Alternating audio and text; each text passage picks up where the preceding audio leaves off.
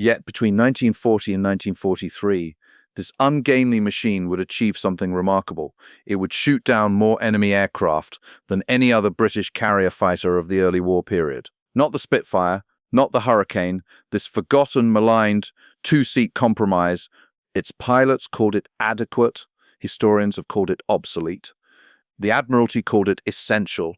Of all the naval fighters that defended Britain's Mediterranean convoys against overwhelming Italian and German air power, there was just one aircraft that could operate from carrier decks in all weather, navigate across featureless ocean, and still fight, however imperfectly, when it found the enemy. Of all the naval fighters that defended Britain's Mediterranean convoys against overwhelming Italian and German air power, there was just one aircraft that could operate from carrier decks in all weather, navigate across featureless ocean, and still fight, however imperfectly, when it found the enemy. That aircraft was the Fairey Fulmar. This is the story of the fighter nobody wanted to love, but everybody needed. To understand why the Fulmar existed at all, you must understand the Royal Navy's peculiar dilemma in the late 1930s.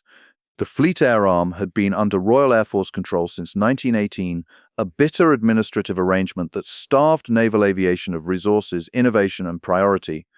While the RAF pursued high-performance single-seat fighters like the Spitfire and Hurricane, the Navy received outdated biplanes, the Hawker Nimrod, the Gloucester Sea Gladiator, fragile machines barely capable of catching modern bombers. But carrier operations demanded something RAF fighters couldn't provide: navigation over open ocean. A Spitfire pilot could navigate by landmarks, roads, rivers. A carrier pilot had nothing but grey sea in every direction. Miss your carrier by 10 miles, and you'd ditch in the Atlantic. Navigation required a second crewman, a trained observer who could use dead reckoning, radio direction finding, and celestial navigation to bring the aircraft home. The Admiralty's operational requirement, or .39, issued in 1938, demanded the impossible: a carrier-based fighter with performance comparable to land-based opponents, but with 2 seats, long range, and the structural strength to survive carrier landings. It needed folding wings for hangar storage, catapult reinforcement, RS to hook, corrosion-resistant construction, heavy naval radio equipment. Every requirement added weight, and weight kills performance. The RAF's response was predictable: put Spitfires on carriers. The Navy's response was equally predictable: your pilots will die lost at sea. The debate consumed months. Meanwhile, Germany was rearming, Italy was building a powerful Mediterranean fleet, and Britain's carriers were still operating biplane fighters that couldn't catch a modern bomber. In desperation, the Admiralty turned to Fairey Aviation, a company with extensive naval experience but no recent fighter designs. Fairey's solution was pragmatic, not inspired. The company had recently designed the Fairey P.4/34, a light bomber intended for RAF service. The design was conventional: low-wing monoplane, Rolls-Royce Merlin engine, stress skin construction. It was modern, at least, which was more than could be said for most Fleet Air Arm equipment. Chief designer Marcel Lebel proposed a radical adaptation: convert the light bomber into a 2-seat fighter. The airframe was already robust, suitable for carrier operations with modifications.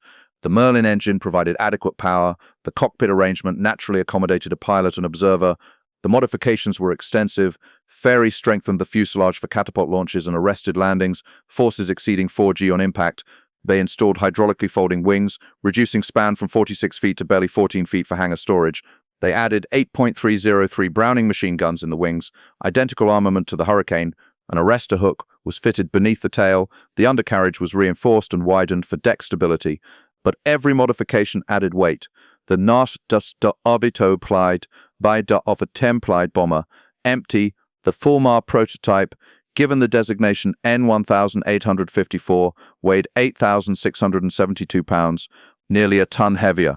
That weight penalty would haunt the Fulmar throughout its service life. The prototype first flew on January 13, 1940, from Fairey's Great West Aerodrome, now London Heathrow. Test pilot Chris Stannarland reported satisfactory handling, though acceleration was sluggish and climb rate disappointing. Maximum speed was recorded at 280 miles per hour at 16,500 feet. For comparison, the Spitfire Menk K1 achieved 362 miles per hour. The Messerschmitt Bowis 109E reached 354 miles per hour. Even the Italian Macchi Cars.200 managed 312 miles per hour. The Fulmar was comprehensively outclassed in pure performance. The Admiralty had no alternatives. Britain's carrier fleet needed modern fighters immediately, and the Fulmar was the only option available. Production orders were placed before the prototype completed trials, a measure of desperation. Fairey's Stockport factory began production in January 1940.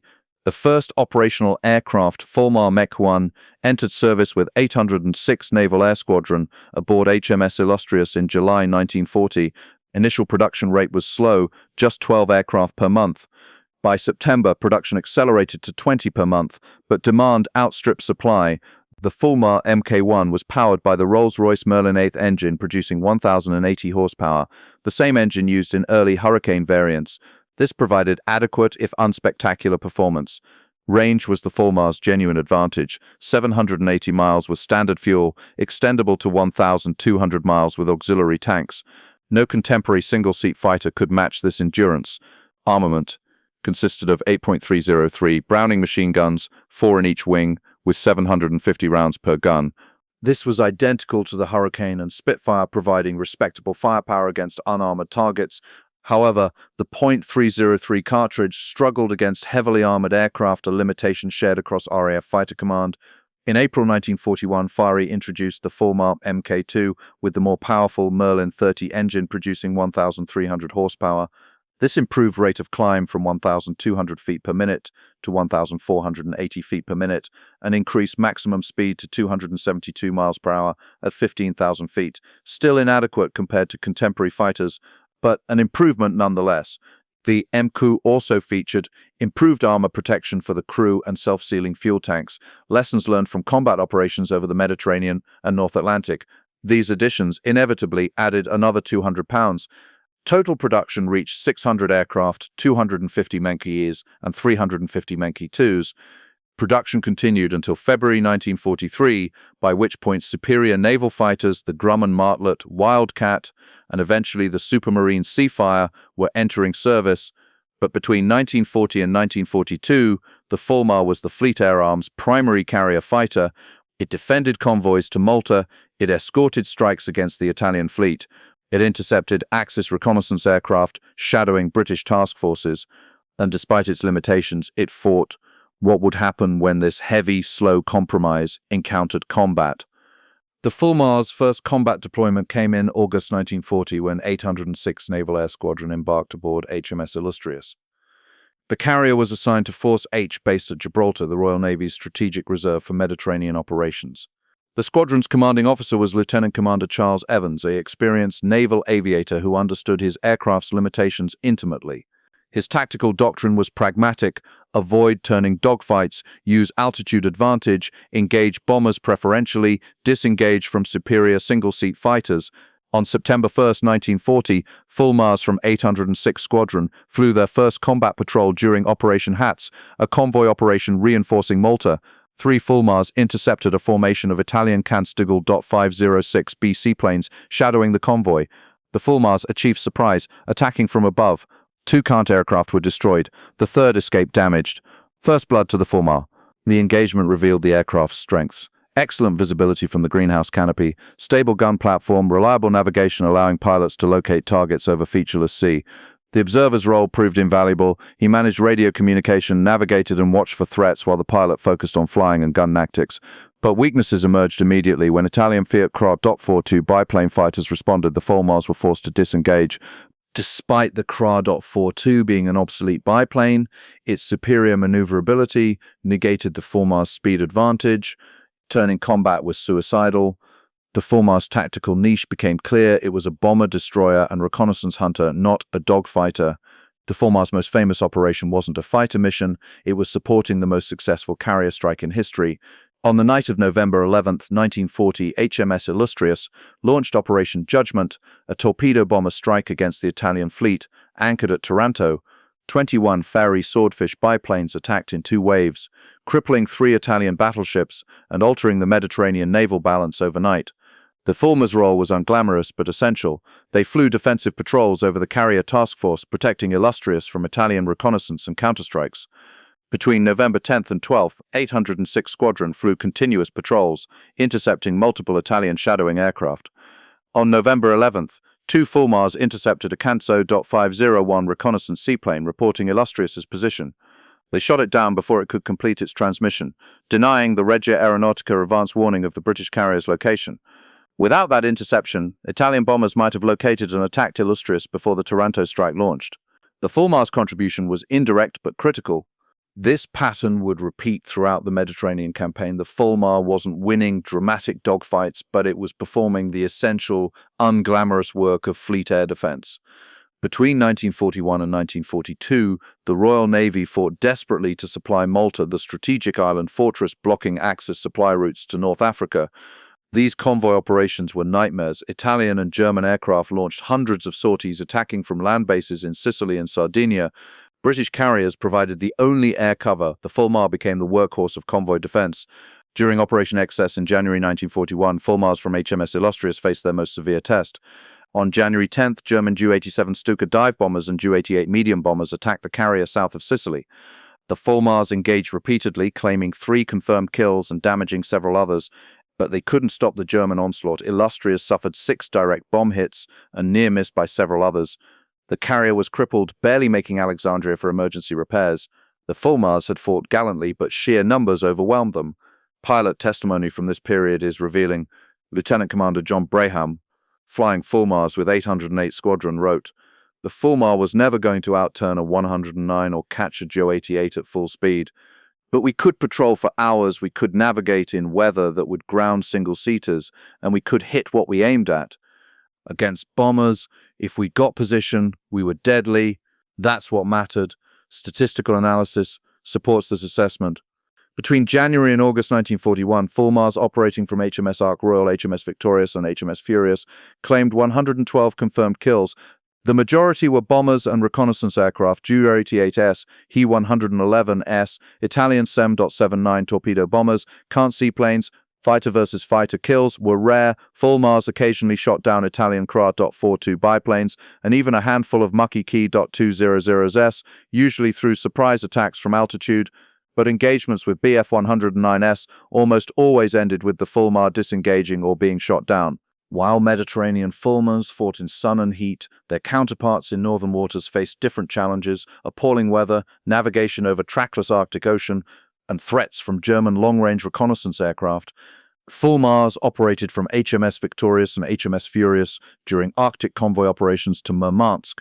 The primary role, intercepting Focke-Wulf of 200 Condor maritime patrol aircraft and Blohm and Voss BV-138 flying boats that shadowed convoys and directed U-boat attacks. The Fulmar excelled in this role. Its long range allowed extended patrols far from the carrier. Its 2-man crew provided essential navigation redundancy in conditions where magnetic compasses were unreliable and radio beacons scarce. The observer could operate direction-finding equipment while the pilot concentrated on instrument flying through clouds and storms. And September 12, 1941, Fulmars from 809 Squadron aboard HMS Victorious intercepted and destroyed 2 FW-200 Condors, shadowing convoy PQ-1 bound for Archangel. Both German aircraft were caught by surprise. The Condor crews hadn't expected carrier fighters operating so far north. This pattern repeated throughout 1941 and early 1942. The Fulmar's contribution to convoy defense was measured not in dramatic dogfights but in reconnaissance aircraft destroyed and U-boat attacks prevented. By mid-1942, the Fulmar's limitations were undeniable. German Bf-109F and FW-190 fighters outclassed the Fulmar in every performance metric. Italian Macchi G.202 Folgore fighters equipped with German Daimler-Benz engines possessed devastating speed and climb rate advantages. Fulmar losses mounted. During Operation Pedestal, in August 1942, the most desperate Malta convoy, Fulmars from HMS Victorious and HMS Indomitable, faced coordinated attacks by Axis fighters and bombers. The Fulmars claimed 8 confirmed kills but lost 11 aircraft in 2 days of savage combat. The mathematics were brutal. The Fulmar could fight, but it couldn't survive against first-line opposition. Survivors reported similar experiences. The Fulmar's stable gun platform and 8-gun armament meant that when a pilot got firing position, kills were achievable. But getting that position against modern fighters was nearly impossible. The Fulmar couldn't climb fast enough to intercept high-altitude bombers. It couldn't turn with Italian fighters. It couldn't dive away from German attackers. Its only tactical advantages were endurance and the observer's situational awareness. That was enough against bombers and reconnaissance aircraft. Against fighters, it was inadequate. By late 1942, the Fulmar was being replaced by American-built Grumman Martlet Wildcat fighters and the navalized Supermarine Seafire. Both offered superior performance, though both had limitations of their own.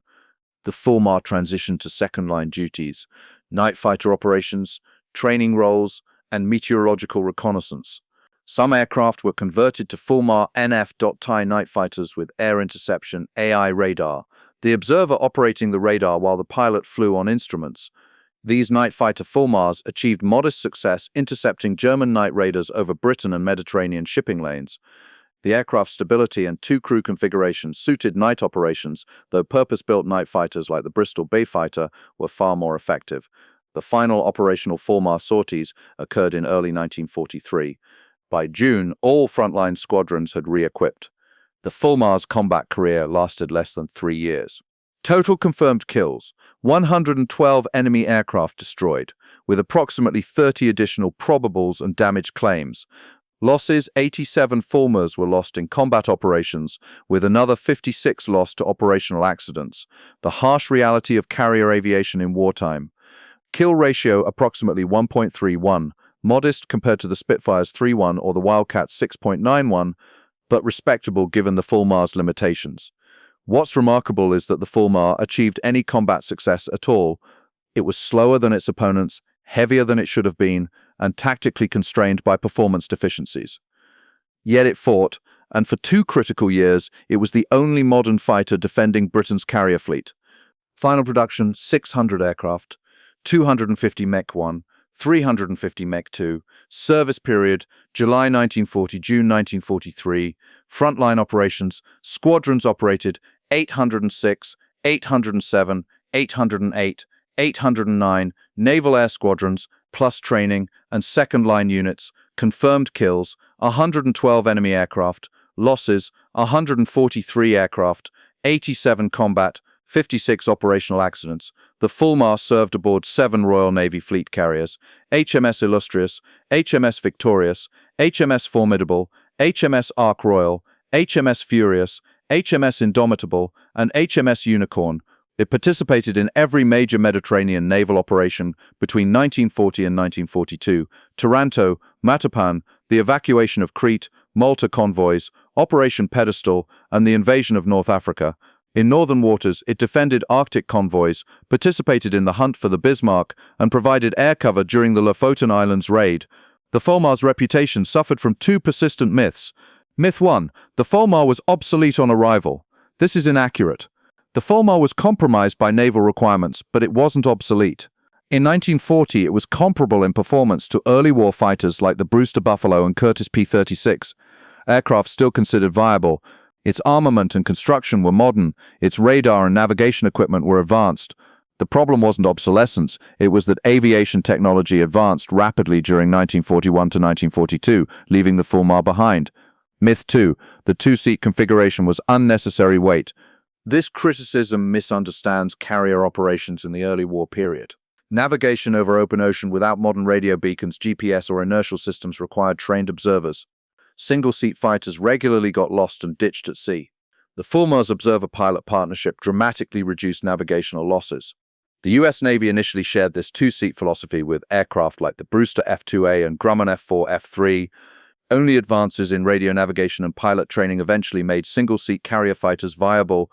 Strengths, range, and endurance unmatched among contemporary naval fighters, the Fulmar could patrol for hours, providing persistent air defense that single-seat fighters couldn't sustain. Navigation capability: the 2-crew configuration prevented losses to navigation failures, a significant advantage in an era of primitive radio aids. Visibility: the greenhouse canopy provided excellent all-around vision, crucial for spotting attackers and maintaining formation.